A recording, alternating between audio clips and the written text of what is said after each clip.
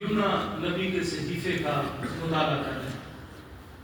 ہماری ہر روز جو شام کو عبادت ہوتی ہے اس میں بھی ہم اسی کتاب کا مطالعہ کر رہے ہیں۔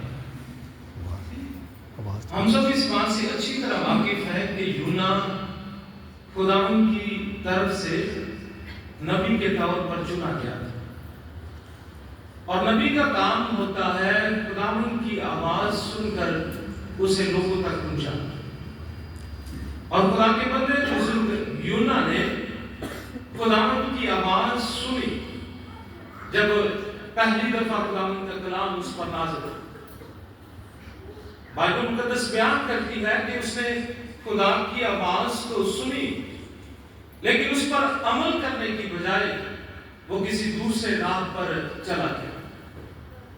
بجائے اس کے کہ وہ نیمہ کی طرف جاتا، اس نے ترسیس کی طرف جانے والے بحری جہاز کو چنا، اور جب اس بحری جہاز پر اس نے سفر شروع کیا تو خداوند کی پکڑ میں آیا اور بحری طوفان جو تھا وہ برپا ہوا۔ اور اس قدر شدید طوفان تھا کہ وہ جہاز جو تھا وہ ٹوٹنے کا خطرہ تھا۔ جہاز چلانے والے نے کہا کہ جو اوپر ایکسٹرا سامان ہے اسے پانی میں پھینک دو تاکہ جانیں بچ سکیں۔ لوگوں نے اپنے اپنے خدا کے سامنے دعا کی کہ خدا اس مشکل سے مصیبت سے ہمیں چھڑا۔ اور کتاب مقدس بیان کرتی ہے کہ یونا اس بحری جہاز میں سو رہا تھا، اس سے کہا گیا کہ تو بھی اٹھ اور اپنے خدا کو پکار کہ شاید وہ ہم پر رحم کرے۔ یونا اس بات سے واقف تھا کہ یہ سب کچھ اس کی وجہ سے ہے۔ اس نے اٹھتے ہی اپنے ساتھ موجود لوگوں سے کہا کہ مجھے اٹھاؤ اور پانی کے اندر پھینک، مجھے اٹھاؤ اور پانی میں پھینک دو، یہ طوفان ختم ہو جائے۔ انہوں نے پھر بھی سوچا کہ کہیں ناحق اس کی جان نہ جائے۔ اسے پانی میں پھینکنے سے پہلے قرہ ڈالا گیا۔ قرے میں بھی اسی کا نام آیا، اور پھر اس کے بعد انہوں نے خدا سے دعا کی کہ اس کا خون ہماری گردن پر نہ ہو، اور اسے اٹھا کر پانی میں پھینک۔ اور جب اسے پانی میں پھینکا گیا تو اسی دم سکون ہو گیا۔ اور یہ بات ہمارے لیے غور طلب ہے کہ جب تک کسی خاندان میں، کسی گھرانے میں گناہ اور بدی رہتی ہے وہاں پر سکون نہیں ہو سکتا۔ جب بدی ہمارے خاندانوں سے جدا ہوتی ہے، جب اپنی زندگیوں سے گناہ کو نکالتے ہیں تو تب زندگیوں میں سکون آ جاتا ہے۔ اس نے خدا کی راہ سے فرار اختیار کی اور خداوند نے اسے سزا دی۔ بائبل مقدس بیان کرتی ہے کہ اسے پانی میں پھینکا گیا۔ اس کا خیال یہ تھا کہ شاید اس پانی میں ڈوب کر مر جاؤں، لیکن خدا نے ابھی اس کی زندگی کو ختم نہیں کرنا۔ بیٹا آواز کم کرو، آواز کم کرو۔ ابھی خدا اس کی زندگی کو ختم نہیں کرنا چاہتا۔ خدا نے ایک بڑی مچھلی کو مقرر کیا کہ وہ یونا کو اپنے پیٹ کے اندر امانت کے طور پر رکھے، اور اس مچھلی نے 3 دن رات اسے اپنے پیٹ میں رکھا۔ اور قدرتی طور پر خدا کی طرف سے یونا کے جسم کے گرد ایسی باڑ لگائی کہ اس کا جسم مچھلی کے پیٹ کے اندر کسی طرح سے بھی ڈسالو نہ ہوا۔ وہ بالکل جیسے باہر زندگی بسر کی جاتی ہے اسی طرح کے جسم کے ساتھ 3 دن رات وہاں پر اور اپنی پوری ہوش میں تھا۔ اسی لیے اس نے مچھلی کے پیٹ کے اندر اپنے خداوند سے دعا مانگی۔ مچھلی کے پیٹ کے اندر وہ خداوند سے دعا مانگتا ہے کہ خداوند میں نے تیرا قصور کیا ہے، میں نے تیرا گناہ کیا ہے، میں نے تیرے حکم کو توڑا۔ یہی وتیرہ ہر انسان کا ہونا چاہیے، چونکہ ہم بدن رکھتے ہیں، बदन रखते हुए अगर बड़े बड़े खुदा के अंबिया मुरसलीन गुनाह और बदी में से गुजर सकते हैं, तो हम इंसान गुनाह के मुर्तकिब हो सकते हैं। लेकिन उस गुनाह को साथ रखना या उस गुनाह के साथ जिंदगी बसर करना, ये हमारे लिए अफसोस की बात है। वो बदी, वो गुनाह हमारी जिंदगियों में साथ साथ नहीं चलना चाहिए। वो मछली के पेट में खुदा के सामने तौबा करता है कि खुदावंद, मैंने तेरे हुजूर बदी की, मैंने तेरे हुक्म को तोड़ा है। क्या हमने कभी महसूस किया है कि हमने खुदा के हुक्म को तोड़ा? हर रोज हम कई दफा खुदा के पाकलाम को रद्द करते हैं, खुदा की आवाज को रद्द करते हैं, खुदा के हुक्म को तोड़ते हैं, लेकिन हमारे अंदर एहसास जुर्म जो है वो नहीं होता। हम कभी इकरार नहीं करते, हम ये समझते हैं कि मैं जिस रास्ते पर चल रहा हूं शायद वो ठीक। क्या हमने कभी ये जानने की कोशिश की है कि मैं जिस रास्ते पर चल रहा हूं वो खुदा को भी पसंद है या नहीं? अब यूना अपनी तरफ से सही कर रहा था, क्योंकि उसके दिल में यह था कि वो लोग जो निन्वे में बसते हैं, हमारे अब्बाओ जदाद के साथ उनकी दुश्मनी थी, हमारी उनके साथ जंगें होती रही हैं, मैं ना वहां पर जाऊंगा और ना वो मरेंगे, खुदा उनको हलाक कर देगा। हम पुरानी बातों को सामने लाकर रख लेते हैं जो हमारे लिए बर्बादी का सबब बनते हैं। यूना को इसी बात की सजा मिली, क्योंकि उसके दिल में जो बदी थी, उनके लिए हलाकत का जो सोच था, वही उसके लिए बर्बादी का सबब बन रहा था। उसे कश्ती में से फेंका गया और वो मछली के पेट के अंदर 3 दिन रात सजा के तौर पर रहा। जहां पर उसने अपने गुनाह का इकरार किया, खुदावंद से मुआफी मांगी और खुदावंद के सामने उम्मीद का इजहार किया कि मैं तेरी मुकद्दस हैकल को देखूंगा। देखने से मुराद ये है कि तेरी हैकल में, तेरे घर में जाकर तेरी इबादत करूंगा, और लिखा है कि मैं तेरे घर में तेरी हम्द करूंगा। हमने पहले और अभी 24वां ज़बूर गाकर खुदा की हम्द की है। रब खुदावंद बादशाह है, वो जलाल का बादशाह। वो इसलिए जलाल का बादशाह है कि हर चीज खुदा ने अपने इख्तियार में, आसमानों का बनाने वाला वो, जमीन का बनाने वाला वो, हर चीज पर उसी का इख्तियार है। पानियों पर उसका इख्तियार, तूफानों पर उसका इख्तियार, मछलियों पर उसका इख्तियार हमें वाज़ेह तौर पर इस सारी स्टोरी में दिखाई देता।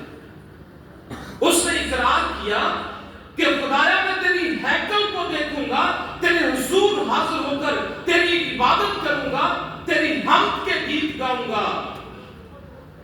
आज जब हम आजाद मर्जी से जिंदगी बसर कर रहे हैं, तो हम खुदा की इबादत को ज्यादा अहमियत नहीं देते। बहुत से लोग अहम समझते हैं और हर काम छोड़कर खुदा के सामने आकर झुकते हैं, जो कि हमारे लिए लाजिम है। और बहुत से छोटे छोटे कामों की वजह से, चले भाई मुझे आज ये काम पड़ गया, मैं आज चर्च नहीं जा सकता। एहसास यूना को उस वक्त हुआ जब वो मछली के पेट में था कि मैं तेरे हुजूर जाकर तेरी इबादत करूंगा, क्योंकि खुदा ने इंसान को बनाया इसीलिए कि वो उसकी इबादत करे, उसकी हम्द करे। बेशक लाखों करोड़ों फरिश्ते उसकी हम्द करते हैं, लेकिन वो हमारे होंठों से हम्दो सना को कबूल करता है। उसने कहा कि मैं तेरे घर में जाऊंगा। लाजिम है कि सब काम छोड़कर हम अपने खुदा के हुजूर उसकी इबादत के लिए हाजिर हुआ करें। उसने इकरार किया कि मैंने खुदावंद को पुकारा और उसने मेरी दरख्वास्त का जवाब। उसने इकरार किया कि झूठे मबूदों को मानने वाले जो हैं वो खुदा की रहमतों से महरूम रह जाते हैं। इस किताब में लिखा है वो खुदा की शफ़क़त से महरूम रह जाते हैं, लेकिन बाज़ तराजम में ये लिखा है कि वो खुदा की बरकतों से महरूम रह जाते हैं। खुदा पर कामिल भरोसा उसके लिए दोबारा से रिहाई का सबब बना। वो मछली जिसे खुदा ने अपने मकसद के लिए इस्तेमाल किया, उसे खुदा ने हुक्म दिया कि चल और इस नीमा के साहिल पर उगल। بائبل مقدس بیان کرتی ہے کہ اس مچھلی نے سلامتی سے اسے وہاں پر پہنچایا جہاں پر وہ جانے سے باہر تھا۔ اس کا مطلب یہ ہے کہ خدا ہماری زندگیوں میں اپنے منصوبے کو پورا کرنا چاہتا۔ اگر اس منصوبے کو پورا کرنے میں ہم پیچھے ہٹتے ہیں یا بہانے ڈھونڈتے ہیں تو ہم ایسی باتوں کو اپنی زندگی سے نکال دیں۔ خدا کو اولیت دیں۔ خدا ہم سے چاہتا کیا ہے، ہم خدا کے کام کو کس طرح کر سکتے ہیں، ہم خدا کی خدمت کو کس طرح سر انجام دے سکتے ہیں، خدا ان کے منصوبے کو جاننے کی کوشش کریں۔ کیونکہ ہم میں سے کوئی بھی بغیر منصوبے کے یا خدا کے پلان کے زمین پر نہیں ہے۔ خدا نے ہمارے لیے منصوبے یا پلان رکھے۔ لازم ہے کہ ہم خداوند کی مرضی کو جاننے کی کوشش کریں اور اس کے مطابق زندگی میں آگے بڑھیں۔ بائبل مقدس بیان کرتی ہے کہ دوسری دفعہ پھر خداوند کا کلام یونا پر نازل۔ اب پہلی دفعہ تو اس نے رد کر دیا، جب دوسری دفعہ خداوند کا کلام اس پر نازل ہوا تو اس نے اسی طرح سے کیا جیسے خداوند نے فرمایا۔ اب ہمارے لیے بھی یہ چیلنج ہے کہ اگر ایک دفعہ غلطی ہو گئی ہے، خدا کے کلام کو رد کیا ہے، خداوند کی آواز کو نہیں قبول کیا، تو دوسری دفعہ جب خدا کی آواز سنے تو اپنے دلوں کو سخت نہ کریں بلکہ خداوند کے پاک کلام پر عمل کریں۔ یونا نے منادی کی اس بڑے شہر میں جس کی مسافت 3 دن تھی۔ یہ بات بزرگ جانتے ہیں کہ پیدل چلنے والوں کی 1 دن کی مسافت جو ہے تقریباً 20 سے 25 کلومیٹر ہوتی ہے۔ 3 دن یعنی یہاں سے لے کر لاہور تک اتنا بڑا شہر تھا اور یونا کو وہاں پر خداوند کے حکم کے مطابق منادی کر دی۔ بائبل میں لکھا ہے کہ ابھی صرف 1 ہی دن ہوا اس نے منادی کیا، کیونکہ اب اس کے دل میں ڈر نہ تھا، اب اس کے دل میں کوئی دوسری بات نہ تھی۔ اس نے اعلانیہ یہ کہا کہ اگر تم نے خداوند کو قبول نہ کیا، اپنے گناہ کو نہ چھوڑا، تو 40 دن کے بعد خدا تم سب کو مار دے گا۔ کئی دفعہ ہم بھی ایسی بات سنتے ہیں لیکن ہم سنی انسنی کر دیتے ہیں۔ جب اس نے اعلان کیا تو بائبل مقدس بیان کر دیا کہ 2 دن کا سفر ابھی باقی تھا، صرف 1 دن اس نے اعلان کیا تو لوگوں کے رونگٹے کھڑے ہو گئے۔ وہ جو گناہ اور بدی میں زندگی گزار رہے تھے، جن کی بدی کا گناہ کا شور خدا کے حضور تک پہنچا تھا، جب انہوں نے نبی کے وسیلے سے خداوند کی آواز سنی تو اپنے آپ کو فوراً بدل دیا۔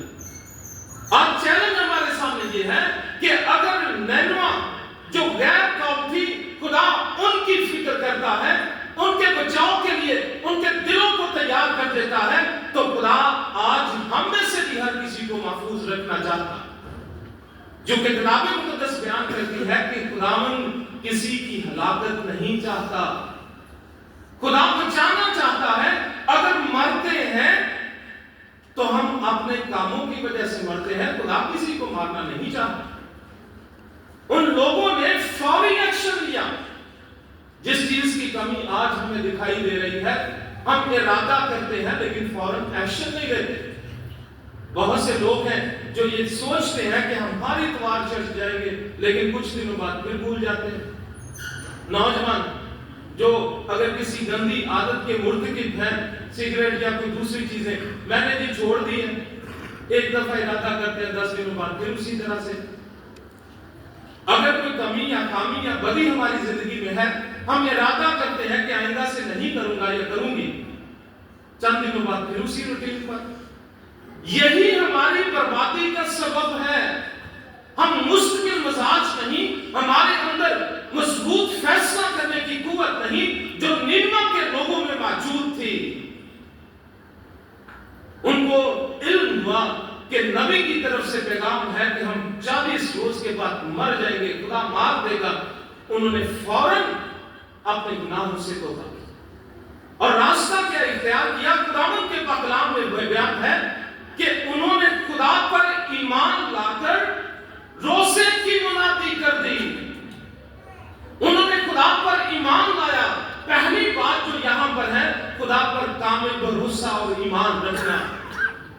وہ خدا پر ایمان لائے اور پورے ارد گرد کے لوگوں میں روزے کی منادی کر دی کہ ہر شخص چاہے کوئی بڑا ہے یا چھوٹا وہ روزہ رکھ کر خدا کے حضور خاک سر ہو جائے. اور بائبل مقدس بیان کرتی ہے کہ چھوٹے سے بڑے سارے لوگ خدا کے حضور روزے کی حالت میں آئے. بچوں کو یہاں تک کہ جانوروں کو بھوکا رکھا گیا کہ خدا ہم پر نگاہ کرے اور ہم پر ترس کھائے. اپنے آپ کو ایسی حالت میں خدا کے سامنے پیش کرنا پڑتا ہے کہ خدا دیکھ کر ہماری حالت ہم پر ترس کھائے. یہاں تک کہ عام لوگوں نے یہ سب کچھ کیا. جو وہاں کا بادشاہ تھا جب اس نے سنا تو اس نے اپنے تخت کو چھوڑ دیا, اپنے تخت سے نیچے اترا. یعنی اپنے اندر جو پاور کا غرور تھا اسے ختم کیا کہ سب سے بڑی پاور جو ہے وہ خدا ہے. اس نے اپنے تخت کو چھوڑا, ڈانٹ اوڑا اور خاک میں بیٹھ گیا اور خدا کے سامنے معافی مانگی کہ خدا ہمیں معاف. جب بھوک میں رہ کر خدا کے حضور معافی مانگتے ہیں تو خدا اپنے ارادے کو بدل کر ہم پر رحم کر دیتا. جو سزا دینا چاہتا ہے خدا اس ارادے کو بھی بدل کر خدا معاف کر دیتا. تمام چھوٹے بڑے خدا کے حضور جھک گئے. ہم بھی ایماندار ہوتے ہوئے اسی وسیلے کو اپنائیں. یہی اصول ہماری اور ہمارے خاندانوں کی زندگی کا ہونا چاہیے کہ مل کر اپنے خدا کے سامنے جھک جائیں. لیکن افسوس اس بات کا ہے کہ ماں باپ کہتے رہتے ہیں اور بچے سوئے نہیں اٹھتے کہ نہیں جی آج چھٹی سیلیبریٹ کرنی. ماں باپ کہتے رہتے ہیں اور بچے فرار ہو جاتے ہیں کہ نہیں جی آج ہم نے کھیلنے جانا. خدا سے بڑھ کر کچھ نہیں ہونا چاہیے. ہماری زندگیوں کا مالک ہمارا خدا ہے. ہمیں زندگی دینے والا خدا ہے. ہمیں برکات بخشنے والا ہمارا خدا ہے. ہم اس سے بڑھ کر کسی چیز کو اہمیت نہ دیں, کیونکہ خدا سے بڑھ کر کسی کام کو اہمیت دینا بت پرستی کہلاتا. خدا نے ان پر رحم کیا ان کی حالت کو دیکھ کر. کیا ہم نے کبھی فوری تبدیلی اپنی زندگیوں میں دیکھی ہے؟ اپنی اولاد کی زندگی میں فوری تبدیلی دیکھی ہے؟ خدا فوری ایکشن چاہتا ہے کہ ایماندار فوراً اپنے آپ کو راہ راست پر لے کر آئے, فوراً اپنے اندر سے بدی کو ختم کرے, فوراً اپنے اندر سے نشے کی عادت کو ختم کرے, فوراً سب کچھ کرے, چونکہ خدا ہمارے اندر حقیقی تبدیلی چاہتا ہے. لوگوں نے حقیقی توبہ کی اور خدا نے ان پر رحم اعلان کر دیا کہ ہر شخص پوری سلطنت میں خدا کے حضور آہوزانی کرے, خدا کے حضور دعا مانگے اور اپنی بری روشوں سے باز آئے اور اپنے ہاتھ کے ظلم سے پرہیز کرے. اپنی بری روشوں پر نگاہ کرے جو خدا کو پسند نہیں. اور خدا اپنے پاک کلام کے وسیلے سے ہماری رہنمائی کرتا ہے, روح القدس کے وسیلے سے رہنمائی کرتا ہے کہ اسے کون سی ہماری روش پسند ہے. ہمارے اندر خدا نے سینسر سسٹم رکھا ہے. اگر کسی بدی کو کرنے سے پہلے ہمارا دل کہے کہ یہ ٹھیک نہیں کرنا چاہیے تو ہمیں اسے چھوڑنا چاہیے. خدا پاک روح کے وسیلے سے ہمیں آگاہی بخشتا ہے کہ یہ روش ہماری ناپسند ہے, خدا کو اسے نہ کرے. لیکن مد مقابل جو مقابلے میں ہے وہ ہم سے کروا لیتا ہے کیونکہ وہ پاورفل ہے. اور وہ کون ہے؟ کون ہے؟ ابلیس, جو زمین پر پاور رکھتا ہے, اختیار رکھتا ہے اور ہمیں اپنے مقصد کے لیے استعمال کر لیتا ہے. ہم اپنے آپ کو اس کے ہاتھوں میں دے دیتے ہیں. ہمیں بنانے والا خدا ہے, ہمیں زندگی دینے والا خدا ہے, ہمیں برکات دینے والا خدا ہے, ہمیں سب کچھ عطا کرنے والا خدا ہے. ہم اپنے آپ کو جب اس کے ہاتھوں میں دیتے ہیں تو اور سے اور ہو جاتے ہیں. लेकिन जब इब्लीस के हाथों में दे देते हैं तो हम उसके हाथ का खिलौना बनकर उसके मकसद को पूरा करते हैं। और खुदा के बंदे बुजुर्ग याकूब ने फरमाया, बस खुदा के ताबे हो जाओ और इब्लीस का मुकाबला करो तो वो अपने पीछे तुम्हें नहीं ले जा सकता, वो तुमसे भाग जाएगा उसी तरह से जिस तरह से यीशु मसीह ने उसका मुकाबला किया और इब्लीस वहां से भाग गया। हमें इब्लीस का मुकाबला करके उसे शिकस्त देनी है, अपनी बुरी रवशों से बाज आने, अपने हाथ के जुर्म से बाज आने, हाथ से करने वाले जो गलत काम है उनको छोड़ना। तब खुदा हमारी हालत पर तरस खाकर हमें बहाली बख्शता है।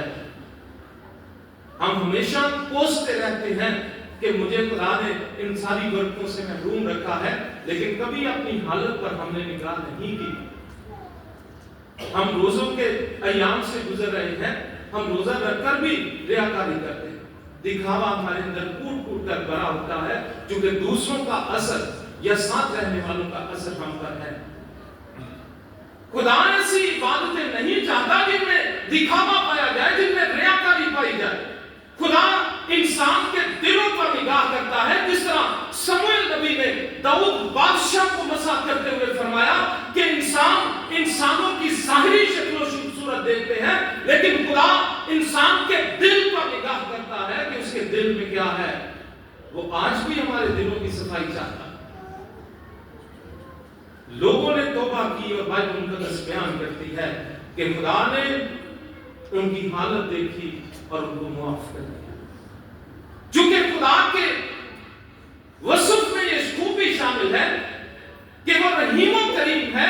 जब कोई ईमान से उसके सामने आ जाता है और मानता है कि मुझे अपने बेटे यीशु के नाम से माफ फरमा, तो वो माफ करके हमें बहाल कर देता है, क्योंकि यीशु मसीह ने जान ही इसीलिए दी है। जब यीशु के नाम से माफी मांगते हैं तो खुदा हमें धोकर साफ कर देता है, हम गुनाहों से पाक हो जाते हैं, हम रास्तबाज कहलाते हैं, हम खुदा के बेटे और बेटियां कहलाते हैं। लेकिन प्रोसेस जो है इससे गुजरना लाजिम है। बाइबल मुकद्दस में इस किताब का एक और पहलू हमारे सामने है कि यूना मुनादी करने के बाद 40 रोज गुजरने के बाद दूर जाकर इंतजार करता है कि अब ये तबाह हो जाए। इंसानी सोच जो है वो तबाही और बर्बादी को पसंद करती है, और ये सोच खुदा उनको नापसंद। कभी भी किसी दूसरे का नुकसान न चाहे, कभी भी किसी दूसरे की हलाकत पर खुश ना हो, कभी भी किसी के लिए बददुआ ना करे, क्योंकि हम बरकत के फर्जंद हैं, लानत के नहीं। और खुदावंद के पाक कलाम में फरमाया गया कि यूना दूर बैठा इंतजार कर रहा है कि अब तबाह हो जाए, लेकिन खुदा उसको भी नहीं छोड़ता, उसे अपने तरीके से खुदा समझाता है। फरमाया गया कि उसने अपने लिए एक छप्पर सा बनाया था, खुदा ने बेल लगाई और उस बेल ने उसके ऊपर साया था। और गर्मी की शिद्दत में साया किस कदर सुकून देता है, आप इस बात से अच्छी तरह वाकिफ हैं। और खास तौर पर हमारे बुजुर्ग जिन्होंने गंदम की कटाई की है, उनको पता है कि साये की अहमियत क्या है। वो साये में बैठा सारा दिन गुजारता है, रात होती है और खुदा एक चूंटी को भेजता है। हैरान कर देने वाली बात है इस सारी किताब में कि खुदा पानियों पर इख्तियार रखता है, खुदा मछलियों पर इख्तियार रखता है, खुदा इंसानों पर इख्तियार रखता है, और यहाँ पर चूंटी को खुदा हुक्म देता है कि जा और उस बेल को जाकर काट दे। वो बेल काट दी गई और फरमाया गया कि खुदा ने तेज लो चलाई। यानी ये भी सब कुछ खुदा के इख्तियार में है, और वो सब कुछ सूख गया और उसे शदीद गर्मी लगी। जब शदीद गर्मी का उसने सामना किया तो उसने ये कह दिया कि खुदावंद तू मुझे मार ही दे तो बेहतर है, मेरी बात पूरी नहीं। ये बात इंसानों के लिए गौरतलब है कि हम इंसान होते हुए हर बात में परफेक्शन चाहते हैं। ये चाहते हैं कि मेरी बात जो है वो हदीस हो जाए, जो जो मैंने कहा है वो पूरा होना चाहिए। असल में हकीकत ये नहीं, बल्कि हकीकत ये है कि खुदा के मंसूबे का पूरा होना लाजिम है, खुदावंद की बातों का पूरा होना लाजिम है, उसके पाक कलाम का पूरा होना लाजिम है।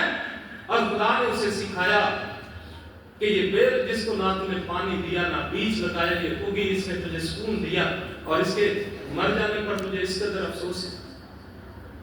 वो जो नैमा के रहने वाले हैं उनको मैंने बनाया, अगर वो सब मर जाएंगे तो मुझे तकलीफ ना होगी। इसीलिए खुदा के कलाम में फरमाया गया कि खुदावंद किसी की हलाकत नहीं चाहता, बल्कि खुदा चाहता है कि सब इंसान तौबा करें और खुदावंद की बादशाह में दाखिल हों।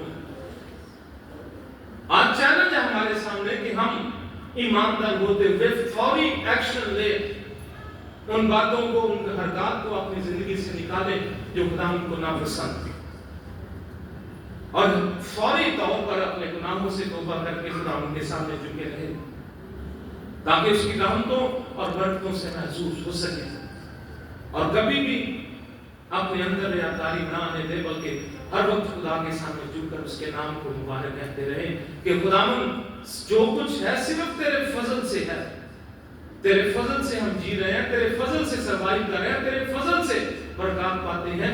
अपने फजल वाला हाथ हमेशा हम पर बनाए रखें, ताकि हम तेरी रहमत से इस जमीन पर सर्वाइव करें और आखिरत में हमेशा की जिंदगी के वारिस।